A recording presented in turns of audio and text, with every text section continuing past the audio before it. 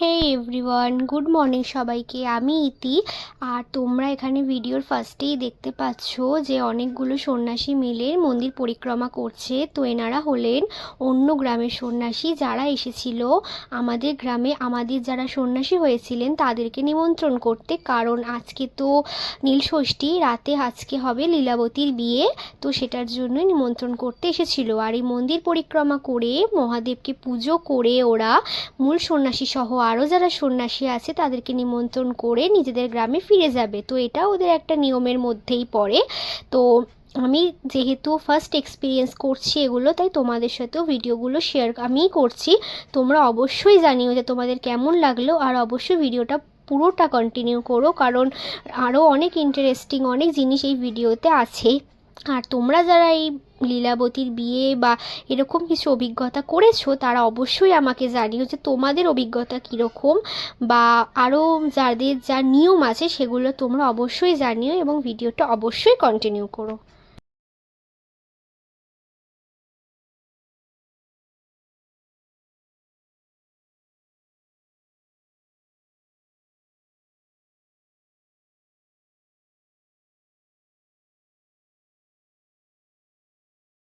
তো ওদের মন্দির পরিক্রমা শেষ হয়ে গেছে, এখন ওরা মহাদেবকে প্রণাম করে ওরা নিজেদের গ্রামে এখন ওরা ফিরে যাবে।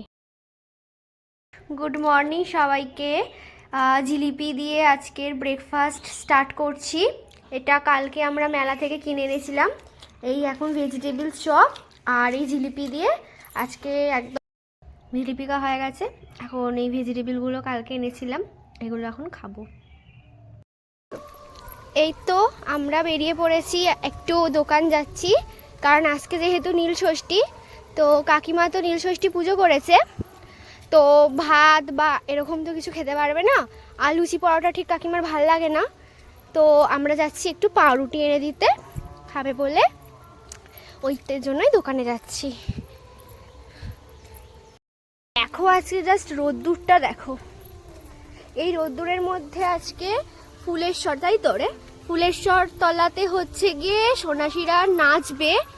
যেই ভিডিওটা তোমাদের সাথে আমি কালকেই শেয়ার করেছি, তোমরা দেখেছো ওই রকম নাচ, যেরকম রাতে নাচছিল, ওটা আজকে ফুলেশ্বর তলায় এই কাঠফাটা রোদে ওরা নাচবে। দেখো খালি রোদটা আজকে ভীষণ, আজকে রোদ, আমাদের নর্মাল হেঁটে যেতেই কষ্ট হচ্ছে, ওদের কত কষ্ট হবে তাহলে সেটাই ভাবছি।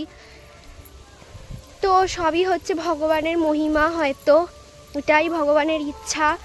তো তোমাদের সাথে আজকেও অনেক কিছুই শেয়ার করব, তোমরা অবশ্যই সাথে থেকো।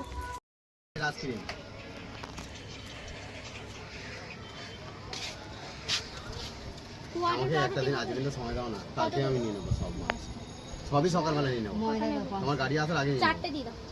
আমাদের পাউরুটি নেওয়া হয়ে গেছে, এই পাউরুটিটা নিয়েছি, মিষ্টি পাউরুটি, এগুলোই সবকটা নিয়েছি, এগুলোই কাকিমা খাবে। তো চলো যা যা।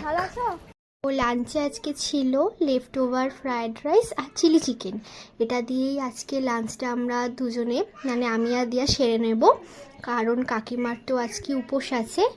তো আজকে এটাই। তো বিকেলে আর সেরকম কোথাও যাওয়া হয়নি, তাই তোমাদের সাথে আর সেরকম কিছুই শেয়ার করা হলো না, একেবারে একদম আমরা রাত এখন 11:30 বাজে, এখন চলে এসেছি মন্দিরে, কারণ এখন হবে লীলাবতীর বিয়ে। আর এই তো সন্ন্যাসীরা গেছিল হচ্ছে, মানে যে লীলাবতী কনে বাড়ি থেকে কনেকে আনতে। তো এই তো মানে ওই যে ঝুড়িটা দেখছো একজন সন্ন্যাসীর মাথায় আছে, সেই ঝুড়িতে সমস্ত পুজোর জিনিস, তারপরে হচ্ছে লীলাবতী মানে সে আসছে এই ঝুড়িটাতে করে। তো যে ব্রাহ্মণ হবে সে লীলাবতী অর্থাৎ মা দুর্গাকে, মা পার্বতীকে তিনি শৃঙ্গার করিয়ে সাজিয়ে তারপরে পুজো হবে। তো এই তো মা দুর্গা লীলাবতী রূপে চলে এসেছে। তো দেখতে থাকো পুরো ভিডিওটা, অবশ্যই তোমাদের খুবই ভালো লাগবে।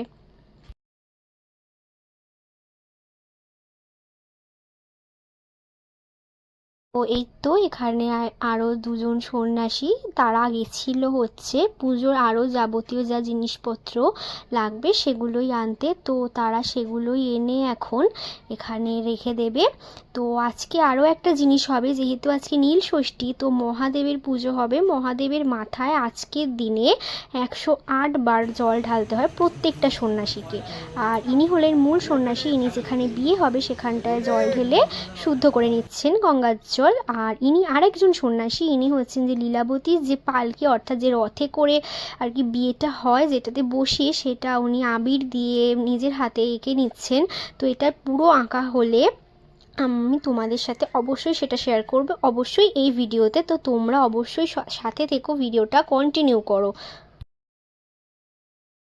তো এই তো জল আনা শুরু হয়ে গেছে। ইনি মূল সন্ন্যাসী, ইনি প্রথম গেছিলেন ডুব দিয়ে জল এনে ভোলা মহেশ্বরের মাথায় ঢালবেন। তো আমরা তো মন্দিরের ভেতরে প্রবেশ করতে পারিনি, তাই তোমাদের সাথে ওটা শেয়ার করতে পারলাম না।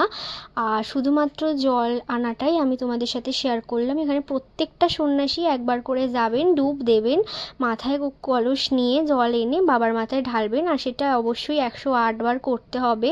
তো এটা হওয়ার পরেই আসলে বিয়েটা শুরু হবে। তো বাবার মাথায় আগে জল ঢালবে, বাবার একটা আরতি মতো হবে, তারপরে গিয়ে লীলাবতীর বিয়ে শুরু হবে। তো তোমরা ভিডিওটা অবশ্যই দেখো, পুরো কন্টিনিউ।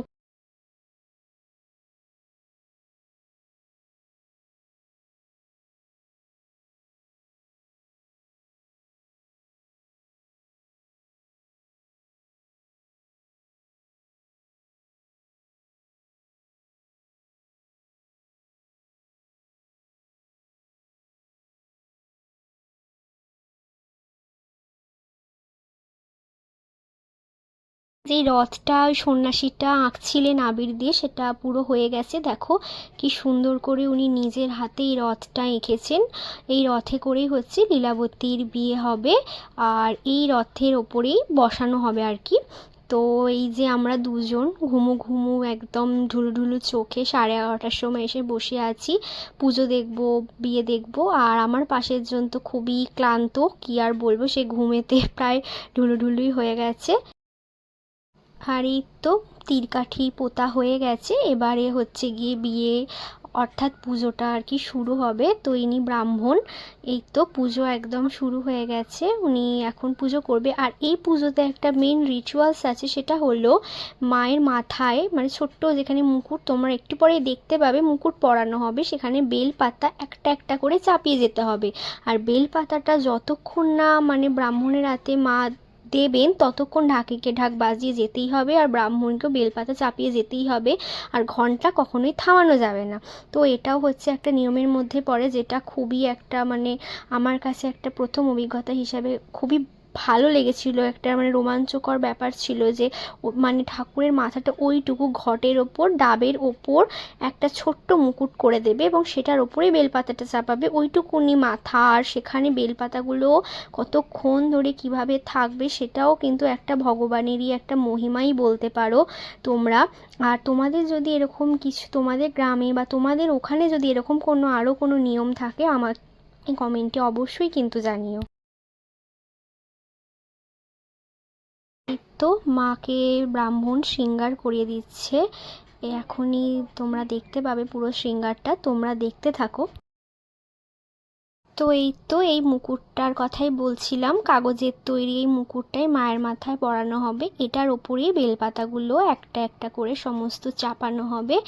তো তোমরা আশা করছি ভিডিওতে আমি পুরোটা বোঝাতে পারছি কিনা জানি না, তোমরা একটু ভালো করে দেখলেই বুঝতে পারবে যে ঠিক মুকুটটা ঠিক কতটা ছোট, এবং যে এখানটায় বেলপাতাটা চাপানো হবে সেই জায়গাটা কতটা ক্ষুদ্র, এবং সেই জায়গার মধ্যে বেলপাতাগুলো কি করে মানে থাকবে, সেটা সত্যিই একটা অবাক করা বিষয়। তাই তোমাদের সাথে আমি এটা শেয়ার করলাম, তোমরা অবশ্যই কিন্তু দেখে জানিও যে তোমাদের ঠিক কেমন লাগলো।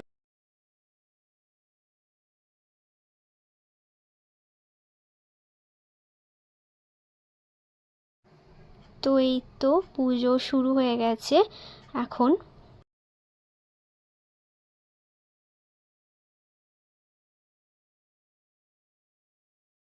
তো মূল সন্ন্যাসী সহ আরও সন্ন্যাসীরা বসে পড়েছে। এখানে হচ্ছে মায়ের অঞ্জলি হবে, এখানে ওরা অঞ্জলি দেবে। আর দেখো তোমরা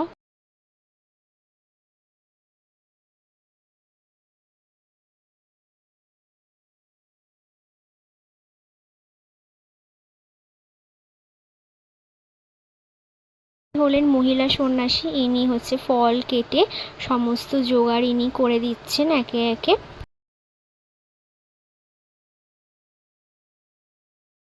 তো বেলপাতা পড়ে গেছে, এখন ঢাকি ঢাক বাজানো বন্ধ করে দিয়েছে। ব্রাহ্মণ সেই বেলপাতাগুলো হচ্ছে নিয়ে এখন সমস্ত সন্ন্যাসীদেরকে দিয়ে দেবে। ওরা সেগুলোকে নিজেদের গামছায় করে বেঁধে নেবে, কারণ এগুলো হচ্ছে মায়ের আশীর্বাদ এবং সেটা ওরা যতদিন না সন্ন্যাসে কাছা ছাড়বে আর কি, মানে চড়কের দিন অবধি এই বেলপাতাগুলো ওরা নিজেদের গামছায় আর কি বেঁধে।